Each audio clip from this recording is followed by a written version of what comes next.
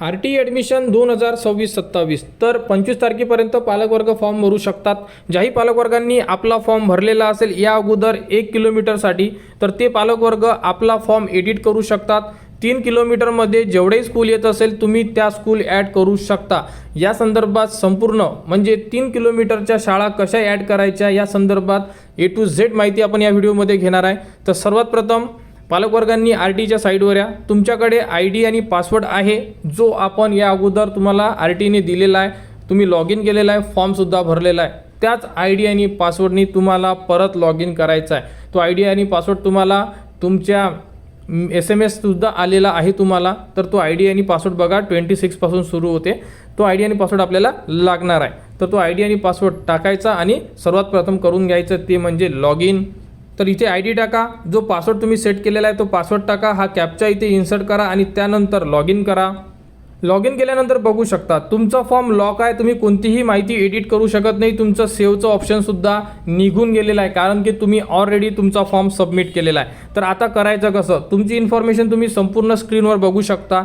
त्यानंतर इथे तुम्हाला एक ऑप्शन दिलेला आहे. अगोदर तुम्हाला तुमचा फॉर्म ऑफिसकडे पाठवायचा होता, त्यानंतर एडिट करू शकत होते. आता तसं नाही आहे, तुम्ही डायरेक्टली तुमचा फॉर्म स्वतः एडिट करू शकता.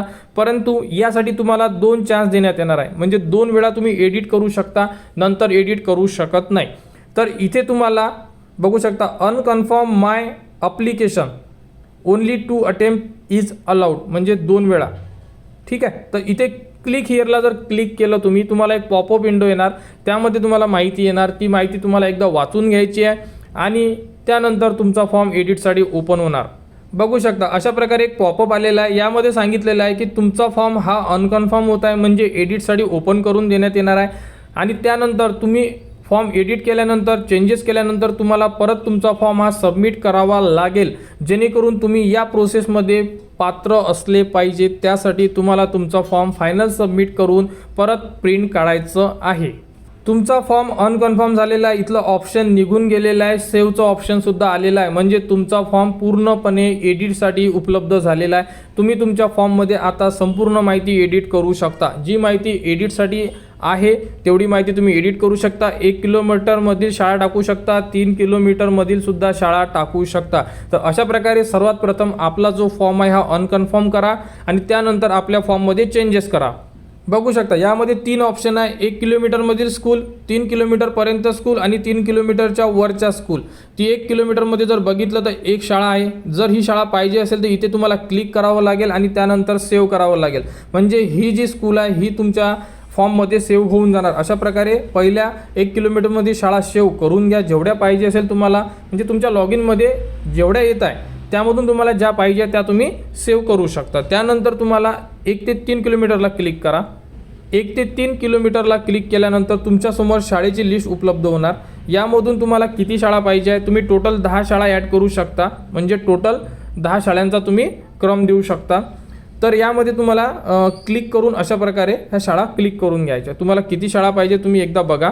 यामधून ज्याही शाळा तुम्हाला पाहिजे जिथे तुम्ही प्रवेश घेऊ इच्छिता म्हणजे तुमच्या पाल्याचा, त्यामधून तुम्ही तेवढ्या शाळा क्लिक करा. टोटल तुम्ही 10 शाळा देऊ शकता. यामध्ये 1 2 3 4 लागत नाही, तुम्ही फक्त 10 शाळा टाकू शकता. यामध्ये 1 नंबरला मला ही शाळा, 2 नंबरला ही, 3 नंबरला ती, 4 असं लागत नाही. फक्त तुम्ही सिलेक्ट करा आणि डायरेक्टली सेव्ह करा. तर अशा प्रकारे तुम्ही 1 किलोमीटर 3 किलोमीटरमधील शाळा सिलेक्ट करा. जर तुम्हाला 3च्या वर पाहिजे असेल तर तुम्ही सर्च करू शकता नावाने. तिथून एकदा स्कूल चेक करा, सर्च करा आणि जर पाहिजे असेल तर तीसुद्धा तुम्ही सेव्ह करा. तर अशा प्रकारे स्कूल सेव्ह करून घ्या आणि त्यानंतर तुम्हाला क्लिक करायचं आहे फॉर्म सबमिशनला. फॉर्म सबमिशनला क्लिक केल्यानंतर बघू शकता तुमच्यासमोर A to Z माहिती आहे. ही माहिती तुम्हाला प्रॉपररित्या चेक करायची आहे कारण तुम्हाला एडिटसाठी परत ऑप्शन मिळणार नाही. त्यामुळे तुमचा मोबाईल नंबर, तुमचे नाव, मुलाचे नाव, आईचे नाव, इन्कम असेल तर इन्कम, कास्ट असेल तर कास्ट, तुम्ही टाकलेल्या शाळा अजून ॲड करायच्या असेल तर बॅक जाऊ शकता. जर ॲड करायच्या नसेल तर बघू शकता यामध्ये तुम्हाला एक ऑप्शन दिलेला आहे. इथे एक चेकबॉक्स दिलेला आहे ग्रीनच्या अगोदर. इथे क्लिक करा, त्यानंतर कन्फर्म अँड सबमिटला क्लिक करा. सर्वात खाली तुम्ही ऑप्शन आलेला आहे बघू शकता. ही माहिती आपण दाखवू शकत नाही त्यामुळे ही माहिती आपण ब्लर केलेली आहे. तर अशा प्रकारे तुम्हाला तुमच्या स्क्रीनवर माहिती आलेली आहे. त्याप्रकारे माहिती चेक करा, बघा, संपूर्ण फॉर्म प्रॉपर चेक करा आणि फायनल सबमिट करा कारण यानंतर तुम्हाला एडिट करायचं काम पडायला नको.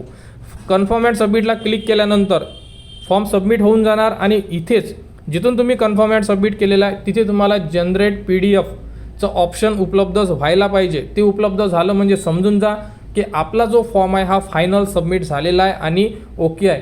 PDF ची तुम्ही प्रिंट काढू शकता किंवा सॉफ्ट कॉपीमध्ये सेव्हसुद्धा करू शकता, कारण नंबर लागल्यानंतर ते सुद्धा तुम्हाला द्यायचं काम पडणार आहे.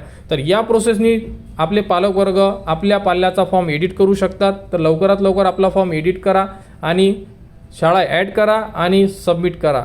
RTमध्ये कोणाला कुठे अडचण असेल तुम्ही कमेंट्स करू शकता.